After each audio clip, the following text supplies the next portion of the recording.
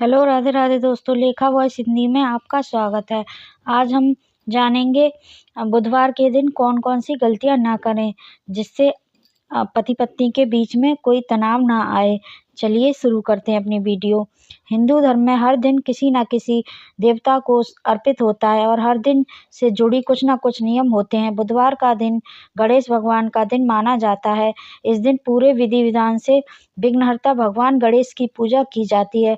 गणपति को प्रसन्न करने के लिए इस दिन कुछ लोग व्रत भी रखते हैं। ज्योतिष शास्त्र में बुधवार से जुड़ी कुछ खास नियम बताए गए हैं जिसका पालन करना जरूरी है। बुधवार को ना करें ये काम। बुधवार का दिन गणपति के साथ साथ बुध ग्रह का भी दिन माना जाता है। बुध ग्रह बुद्धि और वाणी के कारक होते हैं। बुधवार के दिन व्यक्ति को अपनी वाणी पर नियंत्रण रखना चाहिए। इस दिन गलती से भी किसी से अपशब्द नहीं बोलने चाहिए। ऐसा करने से बुध दोष लगता है। बुधवार के दिन गलती से भी काले रंग के कपड़े नहीं पहनने चाहिए। मान्यता है कि बुधवार के दिन काले रंग के कपड़े पहनने चाहिए। माना जाता है कि इससे दाम्पत्य जीवन पर बुरा असर पड़ता है। इसकी वजह से पति पत्नी के रिश्ते में भी तनाव बढ़ता है। बुधवार के दिन रुपए पैसों से जुड़ा कोई लेन देन भी नहीं करना चाहिए। ज्योतिष मान्यताओं के अनुसार बुधवार के दिन किसी को उधार देने या लेने से घर के सदस्यों को आर्थिक परेशानियों का सामना करना पड़ सकता है। बुधवार के दिन पश्चिम दिशा की तरफ यात्रा नहीं करनी चाहिए। इस दिन पश्चिम दिशा की तरफ यात्रा करना बहुत अशुभ माना जाता है। अगर इस दिन आपको आकस्मिक यात्रा भी करनी पड़े तो यात्रा में विशेष सावधानियां बरतना बहुत जरूरी होता है। अच्छा होगा कि गुड़ खाकर निकलें। वैसे तो किसी भी स्त्री का अपमान नहीं करना चाहिए, लेकिन बुधवार के दिन इस बात का खास ख्याल रखना चाहिए। मान्यता है कि बुधवार के दिन किसी कन्या स्त्री का अपमान करने से माता लक्ष्मी नाराज हो जाती हैं। स्त्री के अपमान से घर में आर्थिक संकट पैदा होता है।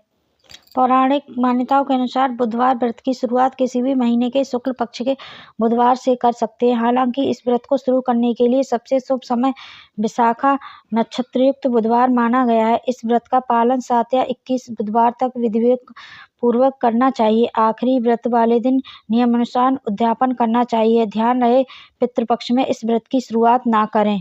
बुधवार व्रत कथा। एक समय की बात है, समतापुर नगर में मधुसूदन नाम का एक व्यक्ति रहता था। उसका विवाह पास के ही नगर बलरामपुर की रहने वाली संगीता से संपन्न हुआ। वह दिखने में सुंदर और सुशील थी। एक दिन मधुसूदन अपनी पत्नी को लाने के लिए ससुराल पहुंचा। वहां उसी दिन अपनी पत्नी को विदा करने की जिद पर अड़ा रहा, लेकिन उस दिन बुधवार था।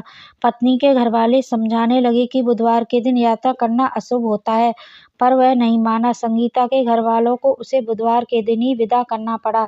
इस तरह वे दोनों बैलगाड़ी में बैठकर जाने लगे। कुछ दूरी तय करने के बाद रास्ते में बैलगाड़ी का एक पहिया टूट गया। फिर दोनों गाड़ी से उतरकर पैदल यात्रा करने लगे। इसी बीच संगीता को प्यास लगी। तभी मधुसूदन पानी लेने गया। तब वह अपनी पत्नी पानी लेकर लौटा तो हैरान रह गया। उसने देखा कि उसकी पत्नी के साथ उसका कोई हमशक्ल बैठा है। पास जाकर उसने हमशक्ल से पूछा कि कौन हो। इस पर उस आदमी ने कहा कि उसका नाम मधुसूदन है और वह संगीता का पति है। इस पर मधुसूदन भड़क गया और बोला कि ये झूठ है, असली मधुसूदन तो मैं हूँ। मैं संगीता के लिए पानी लेने गया था। इस पर हमशक्ल ने कहा कि वह तो पानी लाकर संगीता को पिला भी दिया। अब इसमें संगीता के असली पति होने को लेकर झगड़ा होने लगा। तभी उस नगर के राजा का एक सिपाही वहां पहुंचा।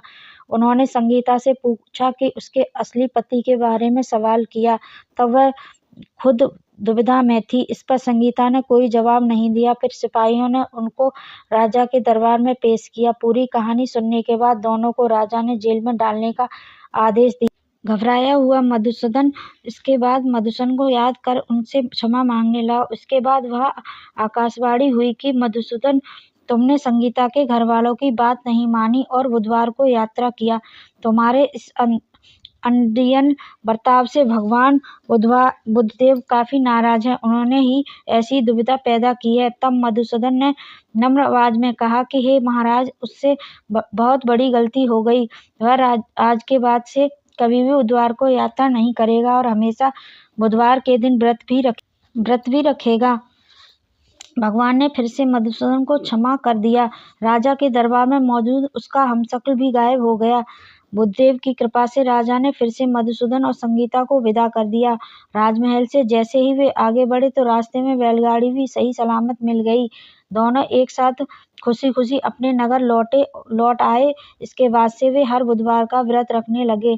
उनका जीवन सरल और सुखमय हो गया। उनके कामकाज में भी उन्नति होने लगी। जय बुधवार महाराज की जय। अगर आपको ये स्टोरी पसंद आई हो तो लाइक शेयर एंड सब्सक्राइब जरूर करें। बेल आइकन को भी दबाएं। ऐसे ही मैं नई नई जानकारी और कथाएं लेके आती रहूंगी। तब तक के लिए धन्यवाद।